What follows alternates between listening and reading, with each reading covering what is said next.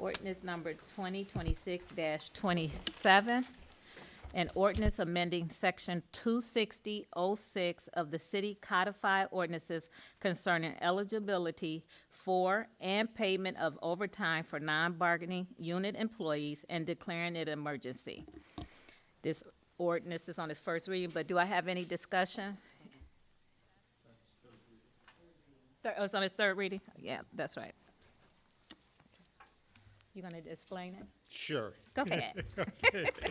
Yeah, so we went through 3 readings. We would ask that it be passed tonight on emergency, just to a reminder. So this eliminates the way it's written in our codified ordinances, overtime after 8 hours in a day and or 40 hours in a week. So we're trying to bring it more in line with the current practices for overtime for over 40 hours in a week. And that's all this is. It's a cleanup provision. And it also clarifies what days count towards overtime. So obviously actual hours work do, but as well as if somebody's on a holiday or vacation, those 8 hours would count to it. The only count towards overtime, sick pay time does not count towards overtime. Okay, Okay? thank you. Any discussion? Thank you. Ordinance number 26-27. Did I just read that one? Sorry. 28, an ordinance enacting new chapter 214, Mayor and Council Investigation to the codified ordinances of the city of Maple Heights and declaring it an emergency, and it is on its third reading. Any discussions? Okay.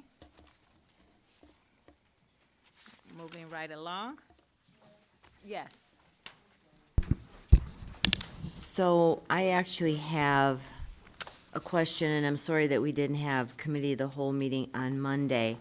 So maybe the introducers might be able to just explain, and or the law director, how we could impose a penalty on this. Guilty of a misdemeanor of the 4th degree.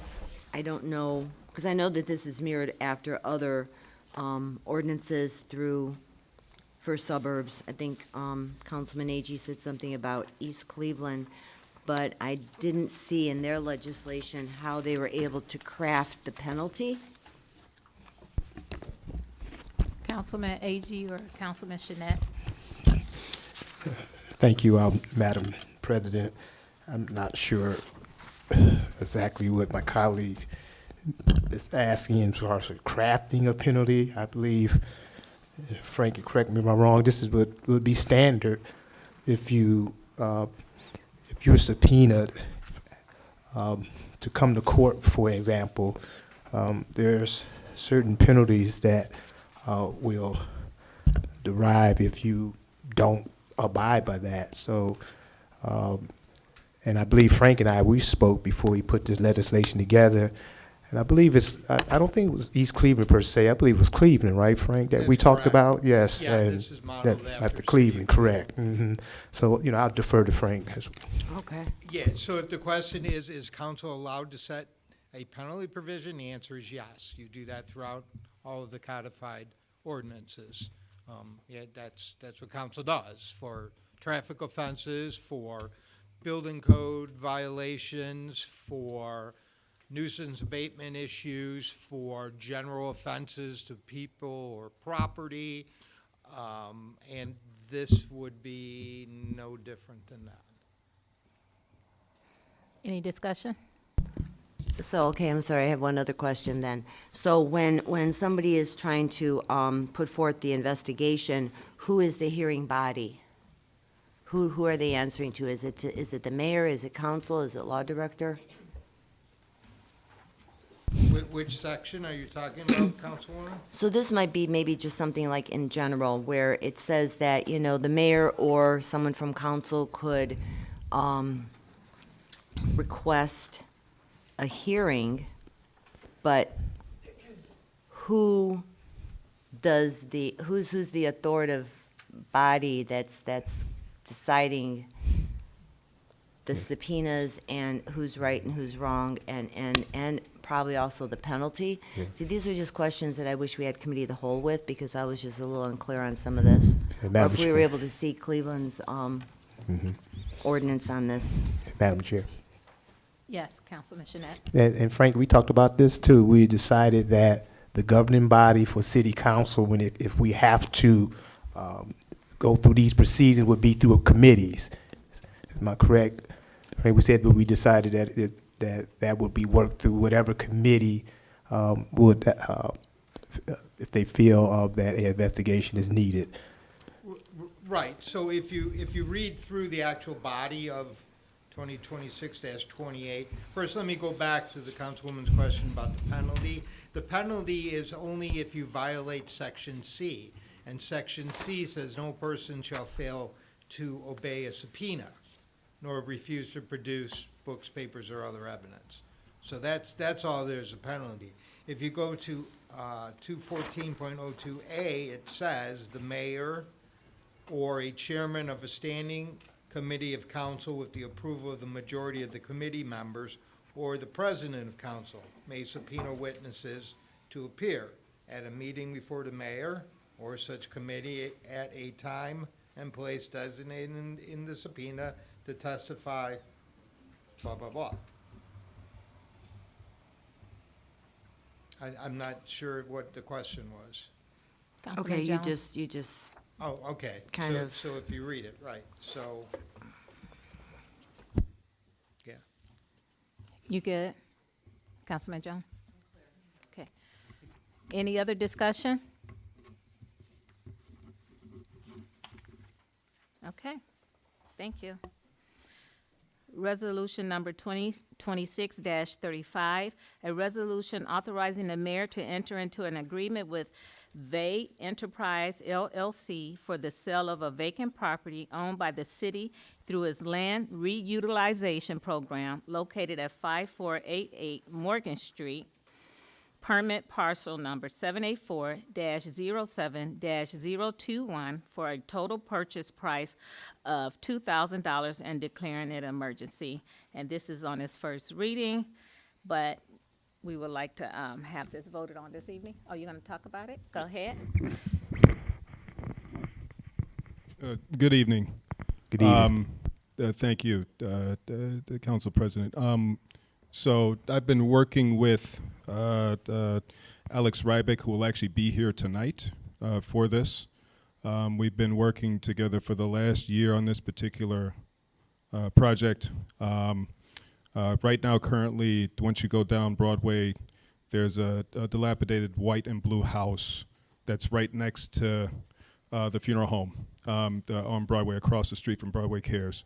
That house will be torn down, and in its place will be built a showroom and warehouse storage space for Square M Painting, which will be moving from Hinckley to Maple Heights and bringing with it 30 to 50 jobs. The project requires the sale of a piece of land on the side street at Morgan, 5488, in order for it to work. The property at 5488 Morgan is zoned as general commercial. So it's something that would allow for this particular project to move forward without any hindrances. The lot itself at 5488 Morgan would be used for egress traffic. So the entrance to the property will be on Broadway. You'll come in on Broadway and then exit onto Morgan Street. The owner of VAAY Enterprise, Alex Rybick, actually, like I said, he'll be here, was also involved with bringing B&K Heating and Cooling to the city. And with this project, we're looking at potentially close to 100 jobs that will exist now that didn't exist before at this particular corner. And it's with that I request your approval so that we could get this project moving and bring the jobs to the city. Thank you. Any discussion? Chair. Yes. So Jeff, just a question, because I know you discussed this in the Housing Committee meeting. The demolition, is that going to be through the county land bank, or is that going to be on That's his I'm sorry, that's dime? Mr. Rybick, yeah. Hello. Yes, the county land bank will be assisting with the demo. We've been in touch with them already. The county land bank will be picking up 80% of the demo cost. Mr. Rybick will be covering the rest in order for the project to take place. Have they moved forward on that at all yet? Have they done an asbestos We're, survey or we're anything? we're still in conversation with them to making sure, but everything's been submitted over to them already. Okay. Any other discussion? Thank you. Thank you. Ordinance number 2026-36, an ordinance authorizing the mayor to accept leasing to Inc. April 20th, 2026 lease purchase financing proposal, option 1, for the financing of the city's purchase of 2024 Lifeline remount refurbished ambulance in the total amount of $257,884 by the city, making a lease down payment of $100,000 and financing $157,884 over 5 years at an interest rate of 5.92% for an annual payment of $37,399.58, beginning May 7th and declaring an emergency. And this is on its first reading, and Chief Siphon. Okay. Good evening. Thank you for your consideration on this ordinance. As you remember, in the last meeting, we approved the purchase agreement with the vendor, who was P-Fund Superior Sales. They are the vendor for this ambulance. This particular piece of legislation now is asking for the approval of the lease financing terms that we have researched. Leasing 2 is a company that we've worked with successfully in the past.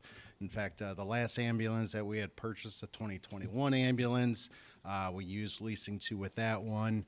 The fire engine that you guys approved a year or two ago, that was also a Leasing 2 with the financing terms. They do a nice job for us.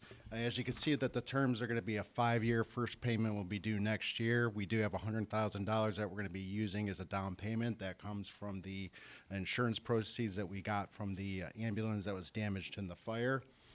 That'll bring our annual payments to $37,399.58.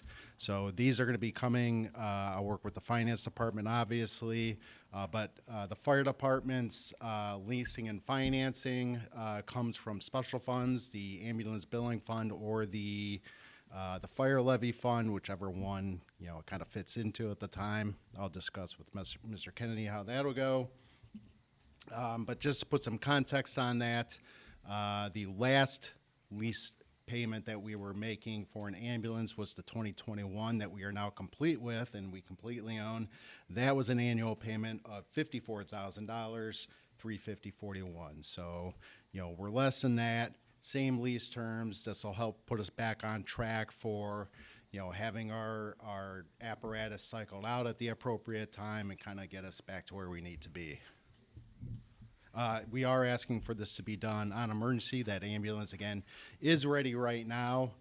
This will help us to secure that down and hopefully have it in our hands pretty quickly. Thank you. Any discussion? Yes. Okay. All right. Thank you. Thank you. Okay.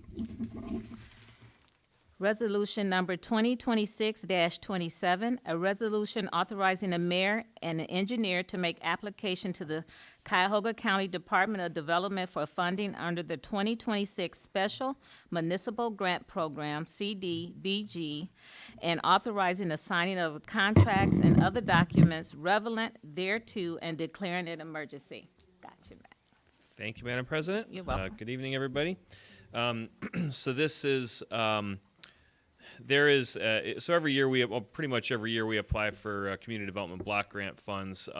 This is actually, the county has introduced this particular year a special grant program, sort of an in-between cycle sort of grant. And they have indicated that this particular grant is earmarked specifically either for road improvements or specific types of improvements to senior centers. But really, it was restrictive as to how you could use it for that. So it made the most sense for us to apply for street improvement funds for street improvements with these particular funds. The street that we're looking to improve is Raymond Street between Lee Road and Anthony Street, which is the last section of Raymond that hasn't been completed yet and is in pretty poor condition. So if we're successful in getting this grant money, we're applying for the maximum amount you can apply for is $200,000. Our cost estimate for this project, including engineering and contingencies, is a little bit less than that. It's in the mid 190s. If this does go through, this would be then 100%. That project would then be 100% funded by the county. Again, the application. Actually, the grant application is already in process. This just formalizes our ability to apply for those funds. Wonderful. Any discussion? Should I be added as a co-sponsor? Yes. Chair? Yes. So the question is, even though engineering has this coming out at $197,000, which is underneath exactly what we're allowed to spend. Right. If the bids come in over, does that nix the project? Or did we make sure that we could check with finance department if it does go over, if there's any balance that the city needs to pay? Well, it wouldn't nix the project per se, but we would have to have that discussion if that were to occur. So, that's something that we would have to talk about if the project did come in over budget. Okay. Our estimates for these are pretty conservative at this stage of the game. We try not to have that happen when we're trying to fund something at 100%. But if that did occur, that's a discussion we would have to have. Okay, so there's no extra added cost to this project, but the grant? That's correct, right, yeah. I mean, we do have contingency built into the cost estimate itself, but no, there's no city money set aside for this. This is strictly a CDBG funded project. So this project would take 2 years because the fog seal would come afterwards in about a year as the normal street repair? Most likely that last coat would probably not be able to go down until 27. The timing of this particular source of funding, the money becomes available, I believe it's either June 1st or July 1st. I apologize, I can't remember. But then you have 12 months to complete all the work. So what happens when you're doing asphalt projects that start mid-cycle, lots of times you don't have the weather to finish it. So Right. there is a chance that this could be something that would be over the course of 2 years. The other possibility is it might just be done in 27. We still have to figure that out. But the hope is that we could at least get most of the work done in 26 if this gets funded. Yeah, Madam President. And you would like Madam this- President. I'm sorry. You would like for this to pass on emergency? Oh, yes, emergency with Okay. suspension if at all possible, yes. Okay. Yes. Yes, thank you, Madam President. I know we talked about this before, and I'm trying to still get a better understanding that, for lack of better words, that this grant don't become a loan, right? And I know we had that conversation before. This is not that situation, correct, Dennis? Okay. Yeah, this is strictly a grant. Yep. Yep, thank you. Thank you. Chair, can you please add me as co-sponsor? Thank you. Ordinance number 2026-38, an ordinance directing the city engineer to not award a contract to DRS Enterprises, Inc. as the lowest and best bidder for the Tabor Avenue Waterman Replacement Project, to reject all bids received for this project, notify the bidders of the rejection, cease further work on the project based on the determination of the mayor and the finance director as to lack of funding availability for the project and declaring it an emergency. And it's on its first reading. Yeah, thank you. I'm going to address it because this comes as a recommendation of the law department. And in a nutshell, so this is we had 3 different water main replacement projects. This particular one, we've made the determination going into 2026 and 2027 that there might be an adverse impact on the cash flow of the city. So when I use that term available funding, it means that. It's a cash flow situation. So after the investigation and consideration by the mayor and finance director, we think it's best to not go forward at this time with this project. However, because we did open the bids and we have not formally awarded it, but the low bidder obviously knows they were the low bidder because they were present at the opening of the bid. I just want to protect us this way and have council formally direct the engineer to do what it says. Don't award it and hold off on this project, okay? Any Madam President. discussion? Councilman I got it, Shirai. okay. So, no, it's okay, Councilman Tatum, all right. So Frank, I would say this is probably the first legislation of its kind that I've seen where we actually push back. But it seems that we want to make sure that we are fiscally sound, so I appreciate you taking the time and the finance director and the team looking into that. Thank you. Okay. Councilman Tatum. Councilman Schnitt stole my thunder. I was just going to say the same thing, and can you please add me as co-sponsor to that? If we don't have the money, we don't have the money. All right. Chair? And we would like it on emergency, just so Yeah. we can formally notify the low bidder that the project's not going forward. Okay. Okay? Chair? Councilman Jones. Um, Councilwoman. Sorry.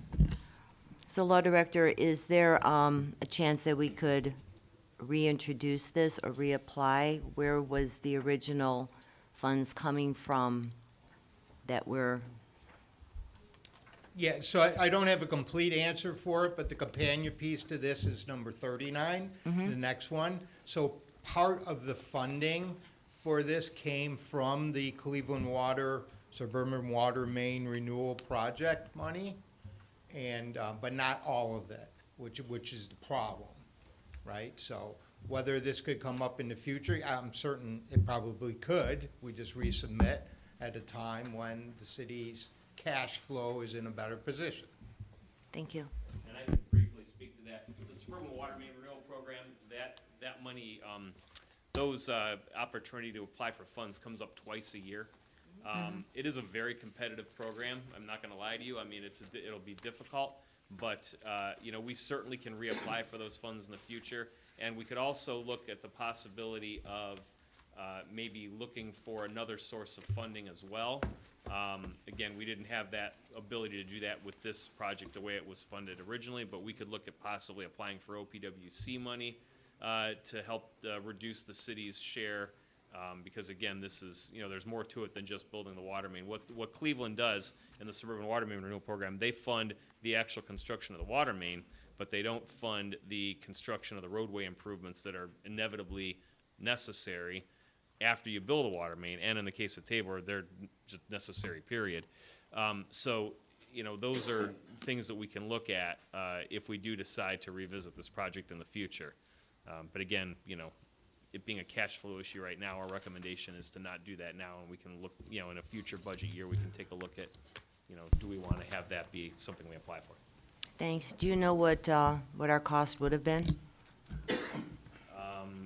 1.2, 1.3 million. Well, the That's what we project would was- have to, that's the Then project subtract cost. the grant money. Yeah, it's about $700,000 ballpark. Okay. Any other discussion? Okay, thank you. Moving right along. Ordinance number 2026-39, an ordinance partially repealing resolution number 2021-116 with regard to accepting a grant from the Cleveland Water Department Suburban Water Main Renewal Project Fund in the amount of $691,560 for the Tabor Avenue Water Main Replacement Project and directing the city engineer to notify the Cleveland Water Department of the non-acceptance of the grant and declaring it an emergency. Thanks. Take it away. Sorry for the long captions, but That's okay, you're good. have you noticed, I kind of do that, and I've done that for 10 years, just as a side note, just so everybody knows when you read it what Clear it's about, understanding, right? absolutely. Try and lay it all out there, so I think some of Yes. the public likes that. But anyway, so yeah, like I said, this is the companion piece to it, so that grant money that we did get we got money for the 3 water main replacement projects. So I'm not totally repealing the previous ordinance, because we did do 2 of those projects. So we just want to say that that money, the 691,000 that would have gone towards the 1.2 or 1.3 million cost for the Tabor project, where you just want to let Cleveland Water Department know we're not going to be using that. That's all this is. Okay, any Okay. discussion? Thank you. No, This we'd is on like its this first on reading. They want emergency this as on well, so we emergency. can notify Cleveland Water as soon Yes. as possible. All right, I think that's it. Thank you. No discussion? Just 38 and 39 for me. I'm sorry? 38 and 38, 39 for me. 38, 39. He wants to be a They both go co-sponsor. together. Thank you, Chair. Thank you so much. We don't have any expenditures over 25,000, but we do have one disclosure. This caucus meeting is adjourned at 6:58. We'll start our council meeting in 5 minutes.